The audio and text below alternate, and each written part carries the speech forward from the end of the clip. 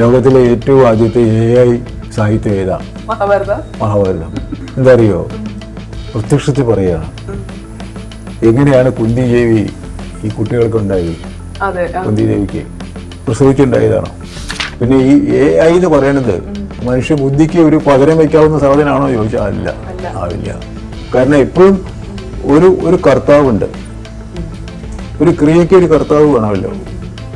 ആ കർത്താവ്, പിന്നെ ആ കർത്താവിനെ നമ്മൾ ആർട്ടിഫിഷ്യലായിട്ട് ഉണ്ടാക്കുമ്പോൾ ആ ഉണ്ടാക്കുന്നതിന് കർത്താവ് വേണമല്ലോ. അത് മനുഷ്യൻ നാളെ അവനെ പോകാനും ആഗ്രഹമുള്ള, കാണാനും ആഗ്രഹമുള്ള കാര്യങ്ങളൊക്കെ പണ്ടേ വിഭാവനം ചെയ്തിരിക്കുകയാണ്. ഒരുപാട് കാര്യങ്ങൾ, സ്വർഗവും നരകവും അടക്കം. അതിൽ ചിലത് ഇങ്ങനെ കാലം കൊണ്ട് യാഥാർത്ഥ്യമായിട്ട് വരുന്നു.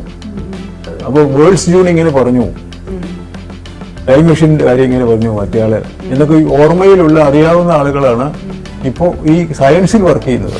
സാമാന്യത്തിൽ കാണുന്നത് നമ്മൾ നടക്കാൻ പാടില്ലാത്ത സംഭവിക്കുമ്പോൾ അതിനെ എങ്ങനെ നേരിടണം എന്നാണ്. ഭാരതത്തിൽ സംഭവിക്കുന്നതെന്ന് വെച്ചാൽ നാളെ എങ്ങനെ ഇരിക്കണം ഈ ലോകം എന്നുള്ളതാണ്. ഒന്ന് ധർമ്മത്തെക്കുറിച്ചാണ്, ഒന്ന് കർമ്മത്തെക്കുറിച്ചാണ്. കാരണം ചിത്രകലയ്ക്കോ അല്ലെങ്കിൽ സംഗീതത്തിനോ ഒന്നും ആശയപരമായ രൂപാന്തരമില്ല, വ്യക്തിപരമായ രൂപാന്തരം മാത്രമേ ഉള്ളൂ. കാണുന്ന ആളെ സംസ്കരിക്കും, അതുകൊണ്ട് അയാളുടെ പ്രവർത്തനം നല്ലതായിരിക്കും. ഇപ്പോൾ നോക്കൂ, ലോകം ഇങ്ങനെ നമ്മളിപ്പോൾ ഇപ്പോഴത്തെ ലോകം നോക്കൂ, ഒരു 10-30 കൊല്ലം കൊണ്ട് ഇതൊക്കെ മാറിയില്ലെങ്കിൽ ലോകം ഉണ്ടാവില്ല, ഇല്ല, ജീവലോകം ഉണ്ടാവില്ല. അതിപ്പോൾ ശാസ്ത്രം ടെസ്റ്റിഫൈ ചെയ്ത് കഴിഞ്ഞ കാര്യമാണ്. ഈ ക്യാപിറ്റൽ, അതായത് സ്വത്ത്, പ്രകൃതി വിഭവങ്ങൾ, അതുപോലുള്ള കാര്യങ്ങൾ ആരുടെയാണ്? ഇതേ ക്വസ്റ്റനാണ് കാർൽ മാർക്സ് ചോദിക്കുന്നത്. അപ്പൊ ഈ ക്വസ്റ്റിന് ഉത്തരം നമ്മൾ കണ്ടേ മതിയാവും മനുഷ്യലോകം. പുതിയ കാലത്ത് നമ്മൾ ആലോചിക്കുന്ന സമയത്ത് ഇപ്പം AI ഒക്കെ വന്നല്ലോ. അപ്പം സാഹിത്യത്തില് AI ഇപ്പം പറയണു സിനിമാ കഥ എഴുതുന്നു, അല്ലെങ്കിൽ നാടകം എഴുതാനും നോവൽ എഴുതാനും. അപ്പം ചില ആൾക്കാർ ഇങ്ങനെ പറയില്ലേ, AI മനുഷ്യൻ അല്ലെങ്കിൽ സർഗാത്മകതയെ റീപ്ലേസ് ചെയ്യും എന്ന് പറയുന്ന ഒരു ഭയം, അത് എത്രത്തോളം? ഞാനൊരു ചോദ്യം ചോദിക്കട്ടെ അങ്ങോട്ട്. ലോകത്തിലെ ഏറ്റവും ആദ്യത്തെ AI സാഹിത്യം ഏതാ? ചിലപ്പോ മഹാഭാരതം തന്നെ ആയിരിക്കും. ഏതാ? മഹാഭാരതം. എന്താ അറിയോ? പ്രത്യക്ഷത്തിൽ പറയുകയാണ്. എങ്ങനെയാണ് കുന്തി ദേവി ഈ കുട്ടികൾക്ക് ഉണ്ടായി? കുന്തി ദേവിക്ക് പ്രസവിച്ചുണ്ടായതാണോ? അല്ല, കുട്ടികൾ ഓരോരോ ദേവന്മാരെ ഭജിച്ചു അവരുടെ സന്തതികളായിട്ടുണ്ടായി എന്നാണ് പറയുന്നത്. നടക്കുമോ? ഇല്ല. വേദവ്യാസൻ എങ്ങനെയുണ്ടായേ? അത് കഴിഞ്ഞിട്ട് ഭീഷ്മർ എങ്ങനെയുണ്ടായേ? ഭീഷ്മർ ആരുടെയും അത് ഗംഗാദേവിയുടെ പുത്രനാണ് ഭീഷ്മര്. പാഞ്ചാലി എങ്ങനെയുണ്ടായി? ഒരു അഗ്നികുണ്ഡത്തിൽ നിന്നുണ്ടായി പാഞ്ചാലി. മനസ്സിലായോ? ഈ കൗരവന്മാരെങ്ങനെയുണ്ടായി? കൗരവന്മാര് വേദവ്യാസന്റെ അമ്മ വേദവ്യാസനെ വിളിച്ചു വരുത്തിയിട്ട് ഇവരുടെ കുട്ടികൾ ഈ അമ്മ പ്രസവിച്ച ഒരു മാംസമുണ്ട് ഗാന്ധാരിയെ, അത് എന്താ ചെയ്യേണ്ടതെന്ന്. അപ്പോൾ അദ്ദേഹം വന്നിട്ട് അതൊക്കെ വെട്ടി നുറുക്കി 100 കഷ്ണാക്കി മണ്ണിന്റെ കലശപ്പാനിയിലിട്ടു, അടച്ചു, വൈക്കട്ടി. ഈ പൊടിയെ കൂടി അടിച്ചെടുത്തിട്ട് 101ാമത്തെ ഒന്നിലും ആക്കി. എന്നിട്ട് പറഞ്ഞു അക്ഷമ കാണിക്കരുത്, അത് പൊട്ടി കുട്ടികളുണ്ടാവും. അങ്ങനെയാണ് 101 പേര് കുട്ടികളുണ്ടായത്. എങ്ങനെയുണ്ട്? ഇത് യാഥാർത്ഥ്യമാണോ? ആണോ? അപ്പൊ നമ്മുടെ എന്തിനാ നമ്മുടെ ലോകത്തുള്ള ഇന്ത്യയിലുള്ള സമരം മുഴുവൻ? എവിടെയാണ് അയോധ്യ? ഇല്ലേ? എവിടെയാണ് ദ്വാരക? ഇതൊക്കെ കണ്ടുപിടിക്കാൻ നടക്കുകയാണ്. ഇവിടെയാണ് ധർമ്മപുത്ര ജനിച്ചതെന്നാണ് ഒരാൾ പറയുന്നത്. ഇവിടെ അയാളുടെ മുറ്റത്ത്. അതുകൊണ്ട് അവിടെ എന്തെങ്കിലും ഉണ്ടാക്കണം, ഞാൻ അതിൻ്റെ ആഗ്രഹമാവണം, ഓൾമോസ്റ്റാവണം, ഒക്കെ തന്നെയുള്ളൂ, വേറെ ഒന്നുമില്ല. അപ്പോൾ AI എന്ന് പറയുന്നത്, ഇപ്പോൾ ഉള്ള AI എന്ന് പറയുന്നത് പ്രാക്ടിക്കലായിട്ട് നമുക്ക് ചെയ്യാൻ കഴിയുന്ന, മനുഷ്യബുദ്ധി ഇതുവരെ ചെയ്തുകൊണ്ടിരുന്ന കുറേ കാര്യങ്ങൾ. ഉദാഹരണത്തിന് ടെലിഫോൺ കയ്യിലുണ്ട്. എൻ്റെ കുട്ടിക്കാലത്ത് എനിക്ക് ഒരുപാട് ടെലിഫോൺ നമ്പർ അറിയായിരുന്നു, ഓർമ്മ വയ്ക്കുന്ന ആളുകളിലൊക്കെ. പത്രക്കാരനായി ഞാൻ ബോംബെയിലൊക്കെ വർക്ക് ചെയ്ത കാലത്ത്, അതുപോലെ ഡൽഹിയിലൊക്കെ വർക്ക് ചെയ്യുന്ന കാലത്ത് എങ്ങനെ പോലും ഒരു 2,000-3,000 നമ്പറുകൾ നമുക്ക് ഓർമ്മയുണ്ടാവും. ഉണ്ടാവും. കാരണം നമുക്ക് ആ ലാസ്റ്റ് മിനിറ്റിൽ അല്ലെങ്കിൽ എപ്പോഴെങ്കിലും ആവശ്യം വരുമ്പോൾ ഇത് പോയി പുസ്തകത്തെ മറിച്ച് നോക്കി വിളിക്കാനും സമയം ഉണ്ടാവില്ല. അങ്ങനെ വേണ്ടി വന്നാൽ, അങ്ങനെ അല്ലാതെ ചെയ്യാൻ കഴിയുന്ന ആൾ നമ്മളെ മുമ്പേ കൊണ്ടുപോകും. ആദ്യത്തെ ആർക്കത് കിട്ടുന്നതാണല്ലോ ഏറ്റവും പ്രധാനപ്പെട്ട കാര്യം. അപ്പോൾ ആക്സസ് ആദ്യം ആരുണ്ടാക്കുന്നു എന്നുള്ളതാണ്. അപ്പോൾ അത് ഓട്ടോമാറ്റിക്കായിട്ട് നമ്മൾ നമ്മുടെ തൊഴിലിന്റെ ഭാഗമായിട്ട് ഓർത്തു പോകും. ഇപ്പൊ എനിക്ക് എന്റെ നമ്പർ ഓർമ്മയില്ല, എൻ്റെ ഭാര്യയുടെ നമ്പർ ഓർമ്മയില്ല, എൻ്റെ മോൻ്റെ നമ്പർ ഓർമ്മയില്ല. കാരണം അതൊക്കെ റെക്കോർഡ് ചെയ്ത് വെച്ചിരിക്കുകയാണ്. ആവശ്യമില്ലല്ലോ, നമുക്കത് ഉപയോഗിക്കേണ്ടി വരുന്നില്ലല്ലോ. പക്ഷെ അതോടുകൂടി ഈ ഫോൺ അങ്ങോട്ട് പോയാലുണ്ടല്ലോ തലച്ചോറ് പോയ മാതിരിയാണ്. അപസ്മാര രോഗം വന്നിട്ട് വീണ പോലെയാണ്. നമ്മൾ ഒന്നും ചെയ്യാൻ പറ്റില്ല. പിന്നെ ഈ AI എന്ന് പറയുന്നത് മനുഷ്യ ബുദ്ധിക്ക് ഒരു പകരം വയ്ക്കാവുന്ന സാധനമാണോ ചോദിച്ചാൽ അല്ല, ആവില്ല. കാരണം എപ്പോഴും ഒരു കർത്താവുണ്ട്. ഒരു ക്രിയയ്ക്ക് ഒരു കർത്താവ് വേണമല്ലോ. ആ കർത്താവ്, പിന്നെ ആ കർത്താവിനെ നമ്മൾ ആർട്ടിഫിഷ്യലായിട്ട് ഉണ്ടാക്കുമ്പോൾ ആ ഉണ്ടാക്കുന്നതിന് കർത്താവ് വേണമല്ലോ. അപ്പൊ കർത്താവ് അവിടെ ഈശോ മിശിഹ എപ്പോഴും ഉണ്ട്. അത് പോവില്ല, സംശയമൊന്നുമില്ല. ഈ ക്രിയേറ്റിവിറ്റിയുടെ തലത്തിലേക്ക് ഇതുവരെ ഇല്ല. ഇപ്പൊ നമ്മൾ കേട്ടിടത്തോളം അതിന് പല സ്ഥലത്തുള്ള ഡാറ്റകളെ കൂട്ടി യോജിപ്പിക്കാനല്ലേ പറ്റുള്ളൂ. 3D ഇപ്പോൾ നമ്മൾ ഈ AI എന്ന് പറയുന്നത് ഇതുവരെ എഴുതപ്പെട്ടതിന്റെ മുകളിൽ നിന്നുകൊണ്ടല്ലാണ്ട് അതിന്റെ എന്തെങ്കിലും പെർമുറ്റേഷനോ കോമ്പിനേഷനോ വേരിയേഷനോ അല്ലാണ്ട് പുതുതായിട്ടൊന്നും ചെയ്യാൻ പറ്റില്ല. അത് ചിത്രം വരയ്ക്കുന്നതിലായാലും വേണ്ടില്ല, എഴുതുന്നതിലായാലും വേണ്ടില്ല, കമ്പോസ് ചെയ്യുന്നതിലായാലും വേണ്ടില്ല, അത് നിവൃത്തിയില്ല. ഇപ്പൊ നമ്മൾ പറയില്ലേ, ഇപ്പൊ പഴയ 1865 ഷൂൾ വേണിന്റെ ഭൂമിയിൽ നിന്ന് ചന്ദ്രനിലേക്ക് എന്നുള്ള നോവൽ എഴുതപ്പെടുന്നത്. അത് കഴിഞ്ഞ് ഏതാണ്ട് 100 വർഷത്തോളം കഴിയുമ്പോഴാണ് മനുഷ്യൻ ചന്ദ്രനിലേക്ക് പോകുന്നത്.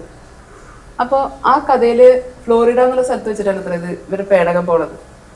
യഥാർത്ഥത്തിലും അതാ സംഭവിക്കുന്നത്. ഇതെങ്ങനെയാണ് ഈ സയൻസ് ഫിക്ഷൻ അല്ലെങ്കിൽ പൊതുവെ ഈ ക്രാന്തദർശിത്വം അതൊക്കെ എങ്ങനെയാണ് സംഭവിക്കുന്നതെന്നാ? അത് മനുഷ്യൻ നാളെ അവനെ പോകാനും ആഗ്രഹമുള്ള, കാണാനും ആഗ്രഹമുള്ള കാര്യങ്ങളൊക്കെ പണ്ടേ വിഭാവനം ചെയ്തിരിക്കുകയാണ്. ഒരുപാട് കാര്യങ്ങൾ, സ്വർഗവും നരകവും അടക്കം. അതിൽ ചിലത് ഇങ്ങനെ കാലം കൊണ്ട് യാഥാർത്ഥ്യമായിട്ട് വരുന്നു. കാരണം ഈ വിഭാവനം ചെയ്തത് തന്നെ വിഭാവനം ചെയ്ത് വളർന്നു വന്നവരാണ് പുറകെ വരുന്നവര്. അവരും ഈ ലോകത്താണല്ലോ ജീവിക്കുന്നത്. അപ്പോൾ വേൾഡ്സ് ജൂൺ ഇങ്ങനെ പറഞ്ഞു, ടൈം മെഷീൻ്റെ കാര്യം ഇങ്ങനെ പറഞ്ഞു, മറ്റേയാള് എന്നൊക്കെ ഓർമ്മയിലുള്ള അറിയാവുന്ന ആളുകളാണ് ഇപ്പോ ഈ സയൻസിൽ വർക്ക് ചെയ്യുന്നത്. അവരുടെ ചിന്തയെ സ്വാധീനിക്കുന്നുണ്ട്. അതുകൊണ്ട് ആ വഴിക്കാണ് പോകുന്നത്. അപ്പൊ സാഹിത്യത്തിനൊരു മുൻപേ പറക്കുന്ന പക്ഷിയുടെ സ്വഭാവം ഉണ്ട്. അങ്ങനെയാണ്. അതുകൊണ്ടായിരിക്കും എഴുത്തുകാരെ ക്രാന്തദർശികൾ എന്നൊക്കെ പറയുന്ന. എഴുത്തുകാരെ ക്രാന്തദർശികൾ എന്ന് പറയുന്നത് അതുകൊണ്ട് മാത്രമല്ല. കാരണം ഇപ്പോൾ ഉള്ള ഒരു ലോകം, മനുഷ്യത്വം, കൾച്ചർ എന്ന് പറയുന്നതിൻ്റെ പരിവർത്തന ഭാവം എന്തായിരിക്കും?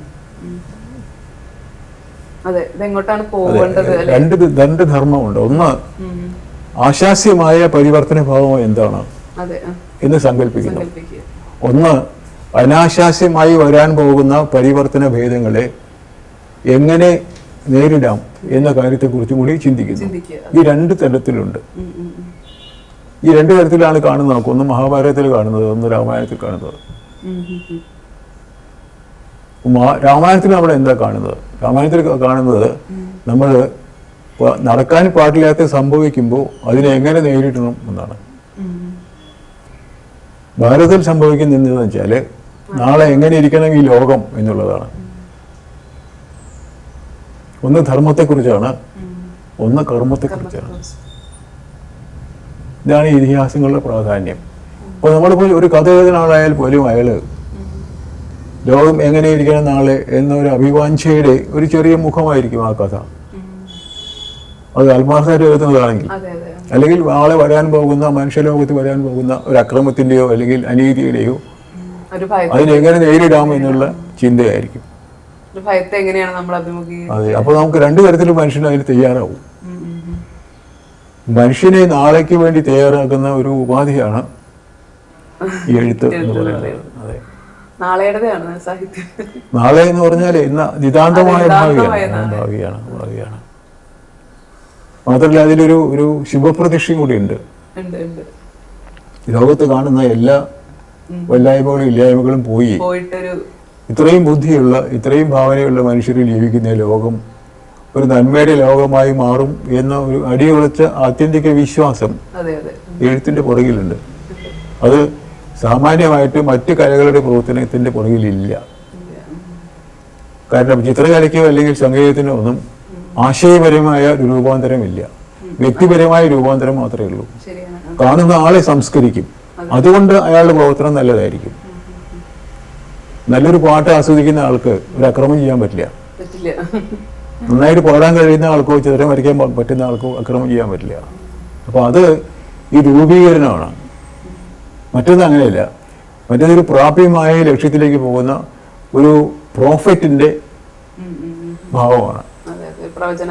അതെ. അപ്പോൾ ആ പ്രോഫിറ്റിന്റെ ഭാവത്തിൽ നിന്ന് പിന്നാലെ വരുന്നവര് ഈ രൂപം ഉൾക്കൊള്ളുമ്പോൾ അവർക്ക് അതിനോടൊരു അഭിവാഞ്ച തോന്നുകയും ലോകത്തെ ഷേപ്പ് ചെയ്ത് കൊണ്ടുപോവുകയും ചെയ്യും.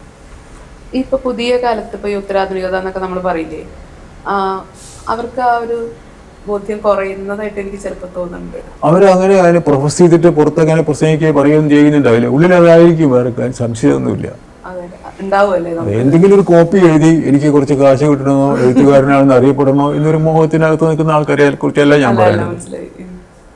അക്ഷരത്തോട് ഭ്രമമുള്ള, കമ്പമുള്ള, താല്പര്യമുള്ള, അതിന് വാസനയുള്ള ആളുകൾ എഴുതുമ്പോൾ സ്വാഭാവികമായിട്ട് ഇത് വരും. ഇപ്പൊ നോക്കൂ, ലോകം ഇങ്ങനെ നമ്മളിപ്പോ ഇപ്പോഴത്തെ ലോകം നോക്കൂ, ഒരു 10-30 കൊല്ലം കൊണ്ട് ഇതൊക്കെ മാറിയില്ലെങ്കിൽ ലോകം ഉണ്ടാവില്ല. ഇല്ല, ജീവലോകം ഉണ്ടാവില്ല. അതിപ്പോ ശാസ്ത്രം ടെസ്റ്റിഫൈ ചെയ്ത് കഴിഞ്ഞ കാര്യമാണ്.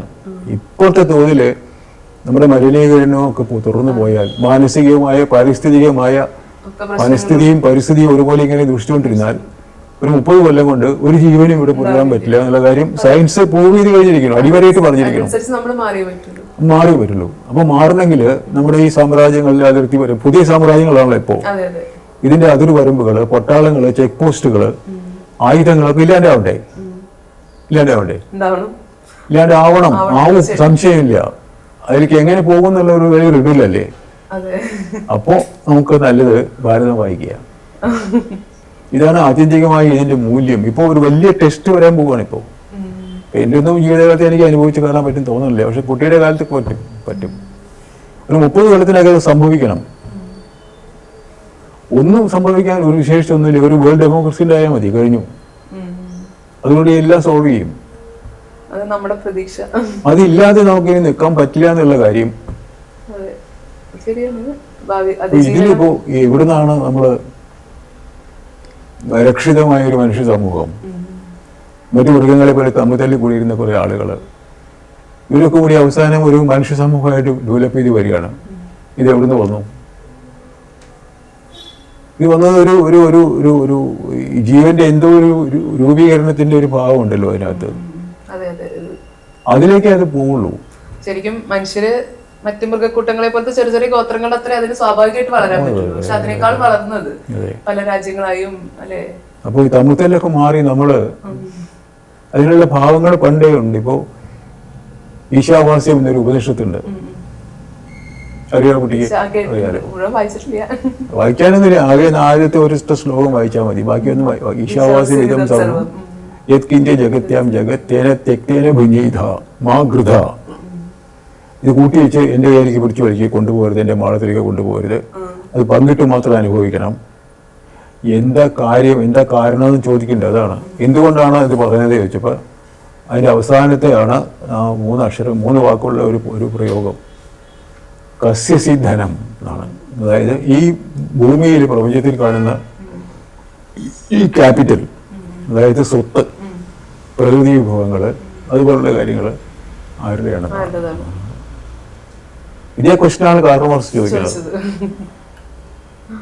അപ്പൊ ഈ ക്വസ്റ്റിന് ഉത്തരം നമ്മൾ കണ്ടേ മതിയാവും. മനുഷ്യലോകം അതിലേക്ക് നിങ്ങൾക്ക് നിലനിൽപ്പില്ലാത്ത കാര്യം അന്നേ പറഞ്ഞു വെച്ചിരിക്കുകയാണ്. ഇതൊരു വിഷനാണ്. നമ്മൾ അതിനെ തള്ളിക്കളഞ്ഞിട്ട് യാതൊരു കാര്യമില്ല. ഈ ഒരു വിഷൻ തന്നെയാണ് എല്ലാ മതങ്ങൾക്കും ഉള്ളത്. യഹോവ പറഞ്ഞത് അതാണ്, യേശുക്രിസ്തു പറഞ്ഞത് അതാണ്, നബി തിരുമേനി പറഞ്ഞത് അത് തന്നെയാണ്. പക്ഷെ ഇപ്പൊ അതിന്റെ പേരിലൊക്കെ ആളുകളെ ഉണ്ടാക്കി നമ്മൾ തല്ലി. പിന്നെ ഇത് തന്നെ ഈ പറയുന്ന പോലെ ഈ ഏതോ ദുഷിപ്പിന് ഘടകത്തിന് നിലനിൽക്കാൻ പറ്റിയ ഒരു അറ്റ്മോസ്ഫിയർ ഉണ്ടാക്കി വന്നിരിക്കുകയാണ്. ലാഭം ലാഭം ലാഭം ലാഭം. ആർക്ക് ലാഭം? എവിടെ കൊണ്ട് വയ്ക്കാൻ ലാഭം? ഒരു കാര്യമില്ല. ഇപ്പൊ പറയണു, നമുക്ക് ഒരു കൂട്ടർ പറയാനുണ്ട്, നമുക്ക് ഭൂമിയൊക്കെ മുടിഞ്ഞു പോയാലും കുഴപ്പമില്ല, പോയിട്ട് നോക്കുമ്പോ ഏറ്റവും അടുത്തുള്ള നക്ഷത്രം എത്രയാണെന്നറിയോ? 50 കോടി പ്രകാശവർഷം ദൂരെയാണ്. 50 കോടി വർഷമല്ല, പ്രകാശവർഷം എന്ന് പറഞ്ഞ ദൂരെ എത്ര കണക്കാക്കാലോ? എങ്ങനെ പോകാനാ? ഈ പോവുകയാണെങ്കിൽ എത്ര പേർക്ക് പോവാം? പോവാൻ പറ്റില്ല. ബാക്കിയുള്ളവരൊക്കെ എന്ത് ചെയ്യും? അത് ഏറ്റവും പൈസക്കാരായിട്ടുള്ള ആൾക്കാർ ബാക്കിയുള്ളവർക്ക് ഈ കുപ്പത്തൊട്ടി ജനം, ഈ കാലം കാത്തുവെച്ചത് എന്നുള്ള നോവലിനെ കുറിച്ച് ഞാനത് അവസാനം ചോദിക്കാൻ, ഗാർബേജ് പോപ്പുലേഷൻ എന്നാണ് പറയുന്നത് ബാക്കിയുള്ള ജനങ്ങളെയൊക്കെ. ഞാൻ ആ നോവലിനെ കുറിച്ച് അവസാനം ചോദിക്കാന്ന് വിചാരിച്ചതാണ്. അപ്പൊ ആ നോവൽ മുന്നോട്ട് വയ്ക്കുന്ന കുറെ ചിന്തകളുണ്ടല്ലോ, അത് പുതിയ കാലത്ത് വളരെ പ്രസക്തമാണെന്ന് എനിക്ക് തോന്നുന്നു. അപ്പൊ അത് വായിച്ചതിന് ശേഷം എന്റെ മനസ്സിലുണ്ടായിട്ടുള്ളൊരു ഭയന്നോ ആശങ്കന്നോ എന്തോ പറയാ, നമ്മളിപ്പോ ഈ പറഞ്ഞ യന്ത്രവൽക്കരണത്തിന് ശേഷം ഈ പറഞ്ഞ ഇപ്പൊ നമ്മുടെ സാധാരണ തൊഴിലുകളിലൂടെ ജീവിക്കുന്ന മനുഷ്യരൊന്നും ശരിക്കും പറഞ്ഞാൽ നേരത്തെ പറഞ്ഞ പോലെ ഗാർബേജ് പോപ്പുലേഷനായി മാറും. അപ്പൊ അങ്ങനത്തെ മനുഷ്യരെ കാണാൻ ശക്തിയില്ലാത്ത, അല്ലെങ്കിൽ അവരെ കാണേണ്ടതില്ല എന്ന് വിചാരിക്കുന്ന ഒരു ഉപരിവർഗം രൂപപ്പെട്ടു വരുന്നത് മനുഷ്യരാശിയുടെ തന്നെ നാശത്തിന് കാരണമായി തീരും. ഇപ്പോ ഈ അവസാനത്തെ പരീക്ഷ, മുതലാളിത്തത്തിന്റെ പരീക്ഷ വരാൻ പോവാണ്. എപ്പോഴാണെന്നറിയോ? ഇപ്പൊ AI വന്നല്ലോ. AI വന്നാൽ ഇനി കുറച്ച് കഴിയുമ്പോൾ ഒരുപാട് ഉദ്യോഗത്തിന് ആളുകളെ വേണ്ട, പഠിപ്പിക്കാൻ ആള് വേണ്ട, വീഡിയോ എടുക്കാൻ ആള് വേണ്ട, നേഴ്സ് വേണ്ട, ഡോക്ടർ വേണ്ട, പിന്നെ അധ്യാപകം വേണ്ട, കൃഷി ചെയ്യാൻ ആരും വേണ്ട, ആരും വേണ്ട. അപ്പോ പ്രോബ്ലം എന്താണെന്നറിയോ? ലാഭം ഒരുപാടുണ്ടാവും, പക്ഷേ അനുഭവിക്കാൻ മാത്രമല്ല ഈ സമുദായത്തിലെ 99% ആളുകൾക്കും വരുമാനമൊന്നുമില്ല. വരുമാനമൊന്നുമില്ല അവരുടെ പർച്ചേസിങ് പവർ എവിടെ നിന്നൊക്കെ ഉണ്ടാവുക? ഈ മുതലാളി ഏത് വ്യവസായം ഉണ്ടാക്കി, എന്ത് ഉൽപ്പാദനം ഉണ്ടാക്കിയാലും ഇത് വാങ്ങാൻ കയ്യിൽ ക്രെഡിറ്റ് വേണ്ടേ? അവിടെയാണ് ഈ മുതലാളിത്തമാതിരി ഏറ്റവും വലിയ പരീക്ഷ നേരിടാൻ പോണത്. ഇറ്റ് കനോട്ട് സ്റ്റാൻഡ് ചെയ്യാൻ പറ്റില്ല. ആയുധങ്ങളൊക്കെ ഉണ്ടാക്കി ലോകം മുഴുവൻ എവിടേക്കാ വിൽക്കുക? വാങ്ങാൻ ആരെടുത്ത് കാശില്ലെങ്കിൽ ഇല്ലേ? ഈ കണ്ട സോഫിസ്റ്റിക്കേറ്റഡ് ആയിട്ടുള്ള കാര്യങ്ങളൊക്കെ ഉണ്ടാക്കി വെച്ചിട്ടുണ്ട്. റോക്കറ്റ് ആയാലും വേണ്ടില്ല, കമ്പ്യൂട്ടർ ആയാലും വേണ്ടില്ല, ഇത് വാങ്ങാൻ ആളില്ലെങ്കിൽ എന്താ ചെയ്യുക? So no industrial society can flourish without a solution for the problem of unemployment, which is now a natural result of the system. അതുകൊണ്ട് അവിടെ വെച്ച് തന്നെ ഇതിന് ഒരു ഇത്രയും പറഞ്ഞപ്പോ എന്റെ മനസ്സിൽ തോന്നുന്ന ഒരു കാര്യമായിട്ട്, ഇപ്പൊ നോക്കൂ, ഈ എന്താ പറയാ PUBG പോലത്തെ ഗെയിമുകളൊക്കെ ഇല്ലേ, ഈ ഗെയിമുകള് ഇത്തരത്തിൽ നമ്മുടെ കുട്ടികളെ ഭയങ്കരമായിട്ട് ആകർഷിക്കുന്നുണ്ട്. ഒന്നും ചെയ്യാതെ പൈസ ഉണ്ടാക്കാൻ പറ്റും എന്നാണ് അവർ പറയുന്നത്. പക്ഷെ 1000 ആൾ കളിച്ച ഒരാൾ പോലും ജയിക്കുന്നുണ്ടാവില്ല. പക്ഷെ അവരിൽ എങ്ങനെ വീണ്ടും അല്ല, ഇപ്പോഴത്തെ ബിസിനസ്സുകൾ നോക്കൂ, ഏറ്റവും ഫ്ലറിഷിംഗ് ആയിട്ടുള്ള ബിസിനസ് എന്താ? ഒരു ക്യാപിറ്റലും മുടക്കാണ്ട് ചെയ്യാണ്. ഇപ്പോൾ ഒരു ഓൺലൈൻ ബിസിനസ് ആണ്. ഈ ഓൺലൈൻ ബിസിനസ് ചെയ്യുന്ന ആൾക്ക് ഒന്നും മുടക്കണ്ട, അപ്പുറത്ത് കൊടുക്കുക. ഇയാൾക്ക് ഒരു ഓഫീസ് പോലും ആവശ്യമില്ല. മനസ്സിലായോ? അതുപോലെ തന്നെയാണ് ഈ മ്യൂച്വൽ ഫണ്ടൊക്കെ ഉണ്ടല്ലോ, ഈ ഷെയർ മാർക്കറ്റൊക്കെ, ഒരു ഇൻവെസ്റ്റ്മെന്റും വേണ്ട.